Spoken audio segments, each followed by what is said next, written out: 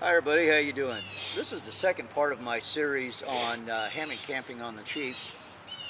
This is geared more towards the guy that wants to get into bushcrafting or camping, but doesn't want to put out a lot of expense right at first, or he wants to find out if he enjoys it before he does buy the more expensive products.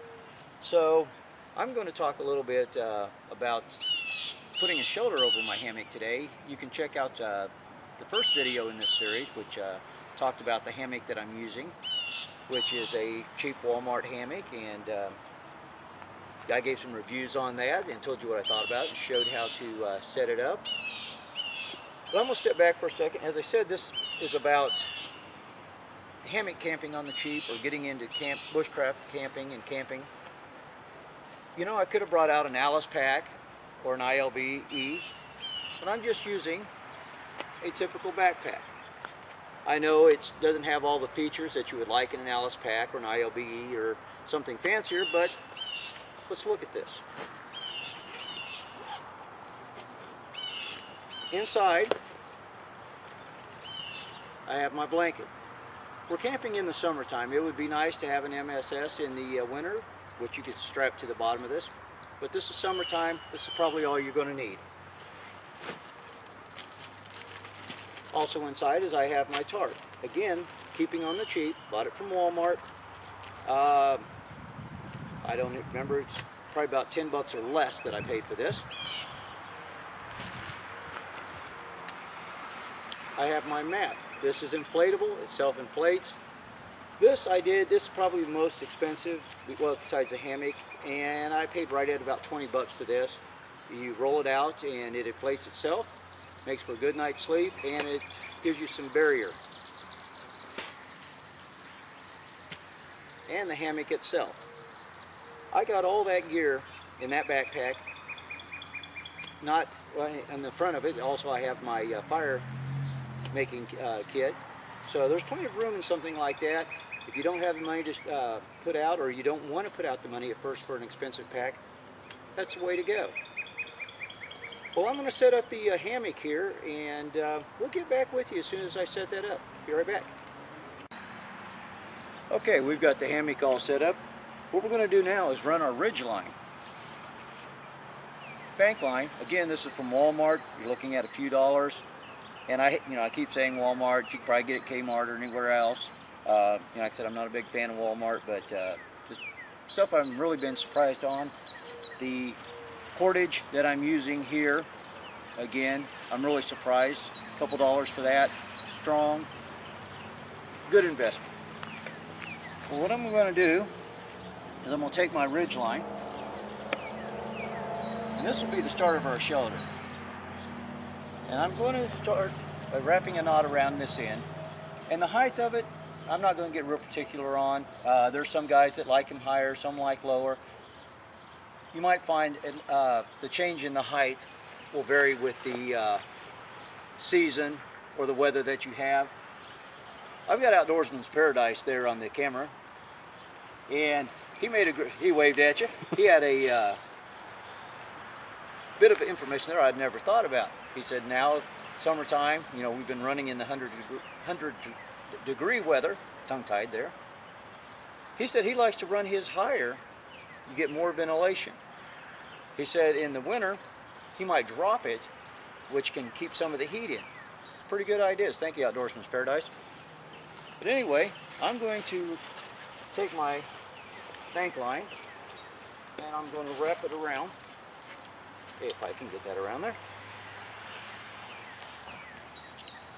And I'm going to tie a knot here. I'm just going to go over,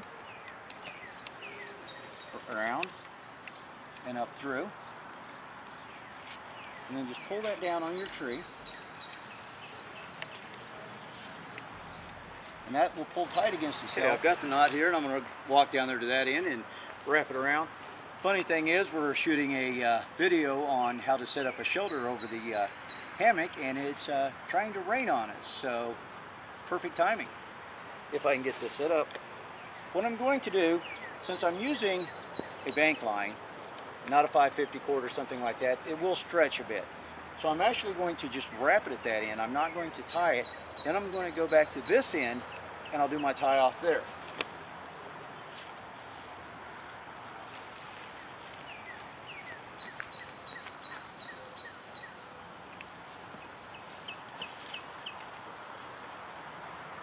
Mosquitoes loving me here today.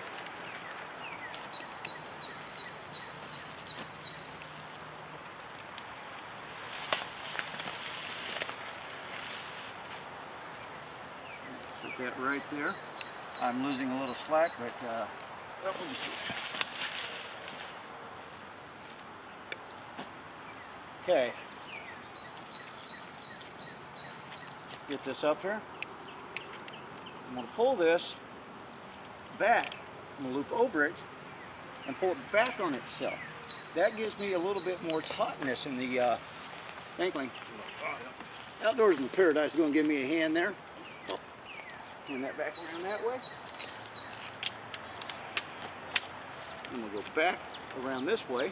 Come under this one. You want to come under that one? He says, good idea. I'm going to tell you, gentlemen, I've done a little bit of bushcrafting. I'm still fairly new at it. It is wise to get yourself connected with somebody that's very knowledgeable. You learn quite a bit, and they. Okay.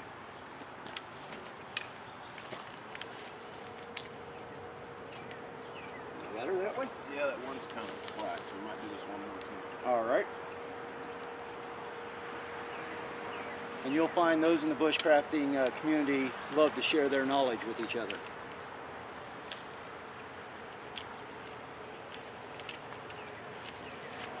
Keep it taut. All right.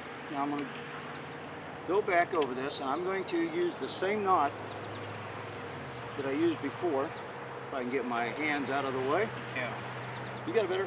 Just kind of. Which knot would you use on that? The same thing, but I'd loop it like this and pretend this is one. Show me that. How are you going to do that?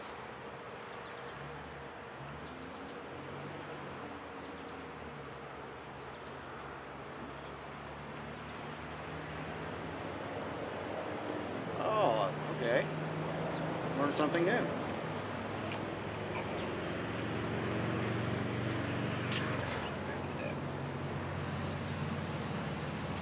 It never works on video.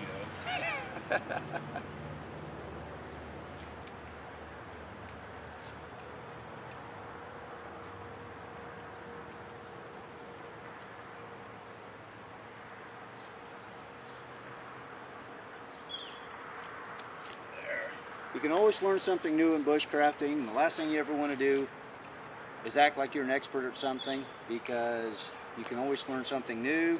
Somebody can always teach you something. You never want to get to that point where you think you know everything. Plus, it's not safe. The good thing about this is you don't have to cut your rope, so you didn't waste anything. Right. When you're done, you roll it back up. And I like the idea of the Outdoorsman's Paradise, again, showed me this idea on your tie-off ropes. If it rains, it's going to run down the rope here. Okay, anyway, we have our ridge line set up. So now I'm going to take my tarp,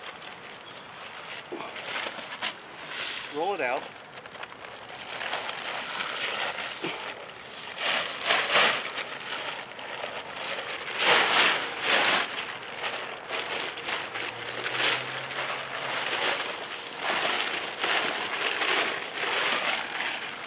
I'm going to throw that over the top.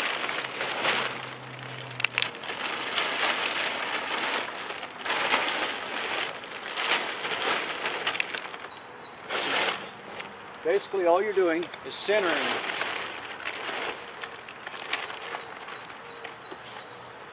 the tarp over the hammock.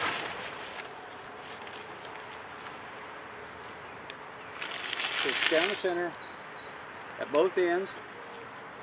Okay. What we're going to do is, I've already got one piece here to show you, but I'm going to pause for a little bit and tie off some more. We took some bank line.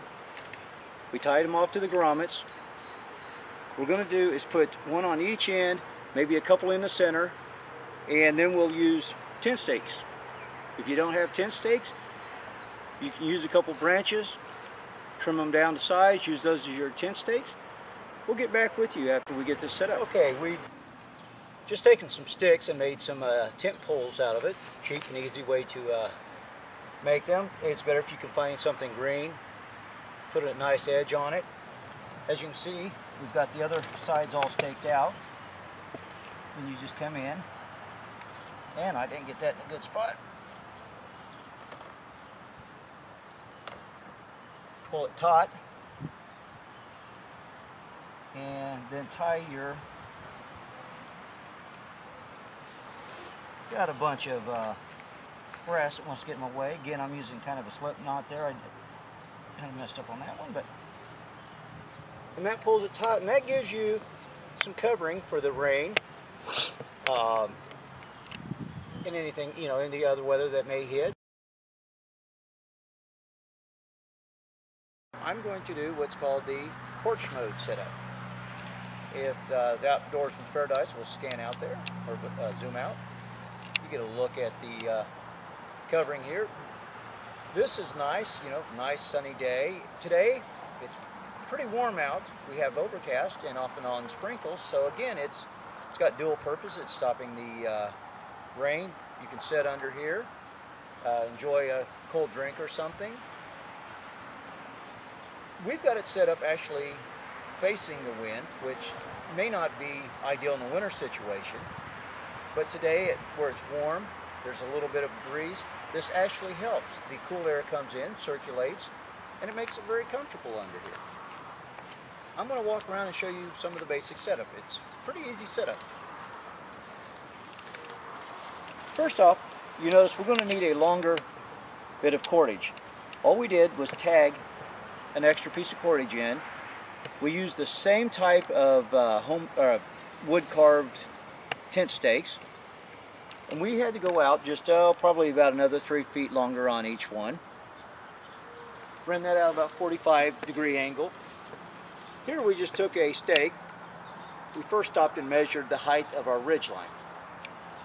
You could go shorter if you want, which would give you a little bit of drop if you're in a heavy rain or something and you want the rain to run off. If you don't want it sitting right on top. Well, in the situation we're in, we're just after a little bit of cover. So we went with the same height as our ridge line. We trimmed the stake, as you can see, into a point there, and we put it in. Now, as we were setting these up, there is a little bit of finagling with it. We actually had to set them at a slight angle, pull our tension, and then walk our stake back up to height. As you saw, I moved that. That's not anchored into the ground. You could if you wanted to. What we're after, there's no need. We're not after, you know, super shelter or anything. This is just keeping the sun off from us. Because later in the evening, we could pull this off and drop it and go back to our tent mode shelter for the evening. And, of course, here in the center, we threw another line in. You probably could have went off to the sides or something. This just helps keep it from bouncing around in the center and pulling too tight, especially where we're facing the wind, as you can see. And on the other side, the same situation.